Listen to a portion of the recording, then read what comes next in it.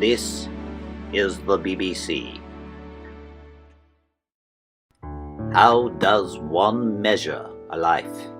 How does one sum up the choices made, the path one has followed? Tonight, we follow the path of an icon, a woman who singularly set the bar higher for all of us, Michelle Milson de Vries. Our story begins in the Cayman Islands, a 22-mile gem in the Caribbean. Here, Eloise Jackson, Michelle's mother, has started her young life.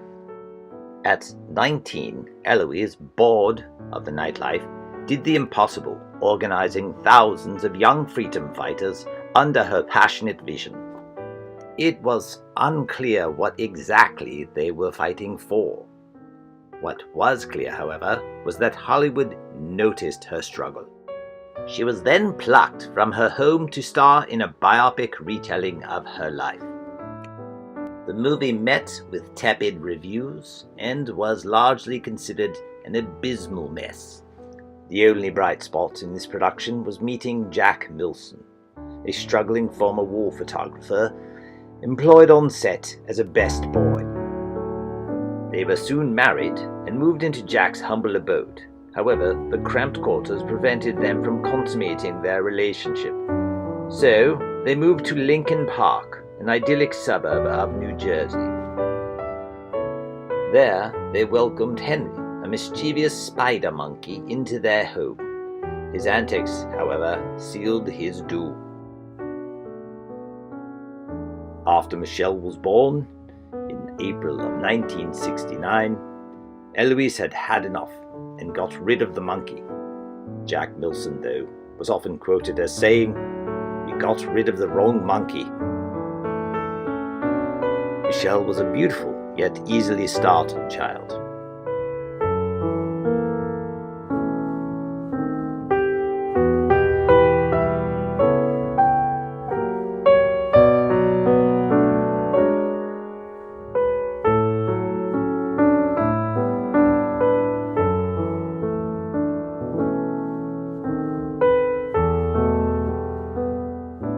In September of 1970, Matt, her brother, was born.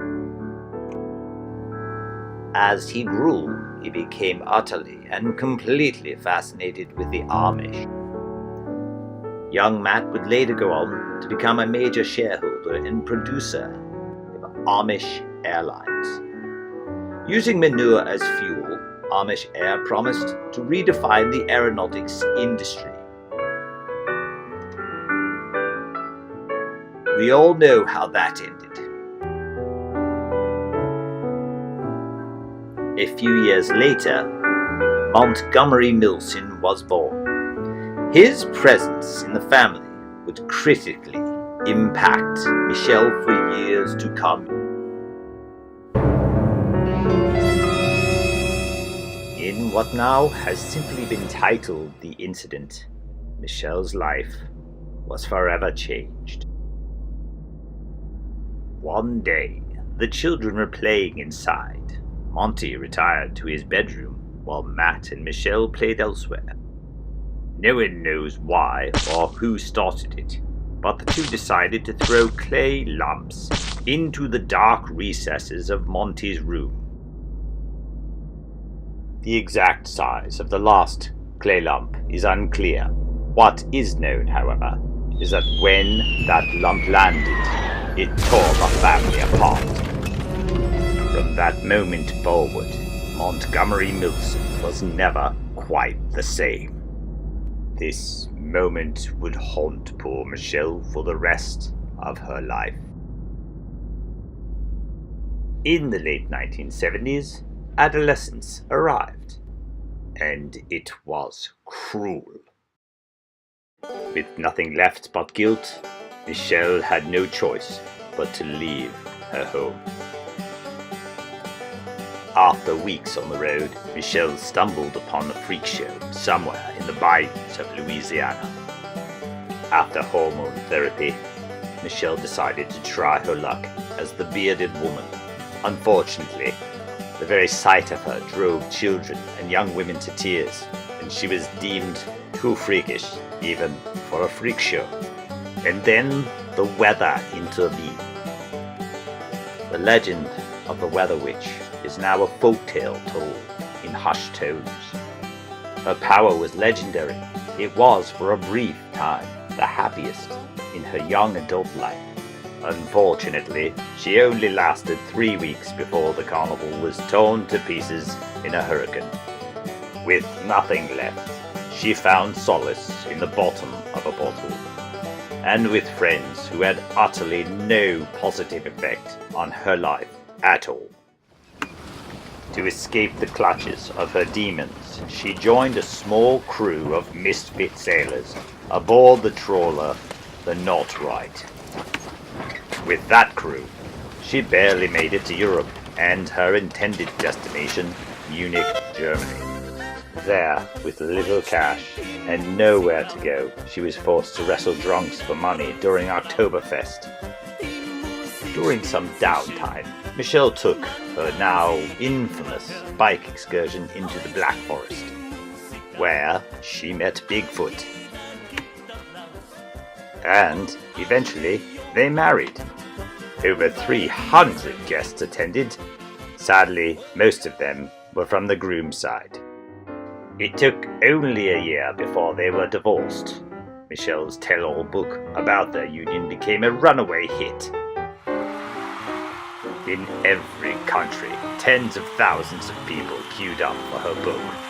Even His Eminence the Pope keeps a permanent copy next to his rosary beads on his nightstand. Drunk with success, Michelle plunged into a dangerous and destructive gambling addiction. The millions she earned from her book disappeared within a matter of months. No money, she was forced to take on a series of morally bankrupt jobs that only served to drive her towards the bottom. Her first was with Jack Cabrel, a giant in the mortuary industry. Their mortuary franchise, modeled after the fast food chain McDonald's, was highly profitable. Their tagline, "I put the fun in funerals," attracted loyal customers who were hungry for quickie one-hour funerals. Until it was determined that Jack was eating most of the profits. Then there was the tattooing, which permanently scarred so many. And then there was Joe Upa, who convinced Michelle to purchase a food truck sight unseen. Mud Pie Magic, specialized in unique pies with a twist. The business lasted only 2 days when it was determined that the secret ingredient was, in fact, mud. The next person that entered Michelle's life was Judy Coburn. She had money, lots of it. She had built an empire on a platform of abstinence. Her non-alcoholic wine called Schmoey was an unprecedented success, simply because of the it girl pictured on its label. But all that would come crashing down as a tabloid published an article which showed the world the real Judy Coburn.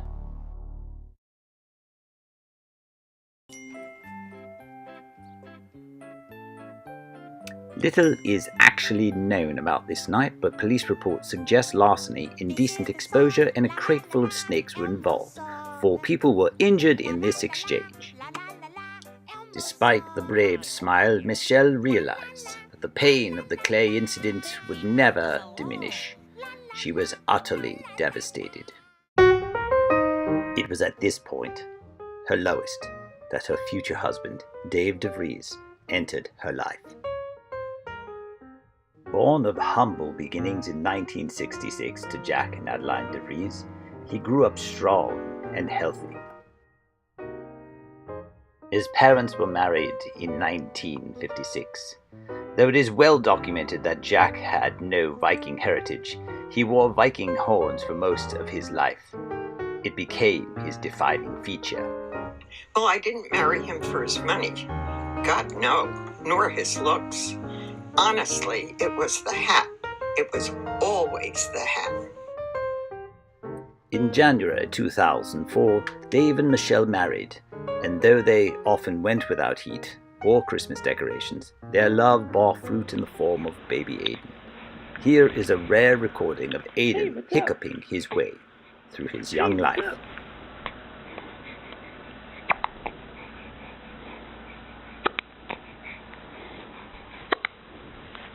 Young Aidan would grow to be a creative soul, but that creativity had a price. He could be moody, he could be eccentric, and he was utterly, desperately obsessed with cats. They were the defining feature that would play an important role later in his life. In 2018, young Aidan discovered the stage and brought great joy to his mother's heart. Years later, his feline obsession would lead him to a role in the 2028 Broadway production of Cats. Unfortunately, young Aidan took his method acting too far and was banished from the theatre forever.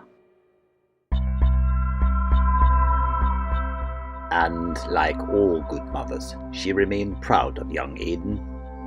Still, as she approached her 50th year, the painful echoes of the Clay incident and the subsequent estrangement from her brother Monty weighed heavy on her soul.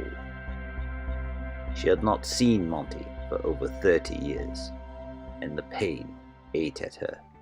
So, in 2018, she enrolled in university to study art and the human form. It was here that she created the Monty.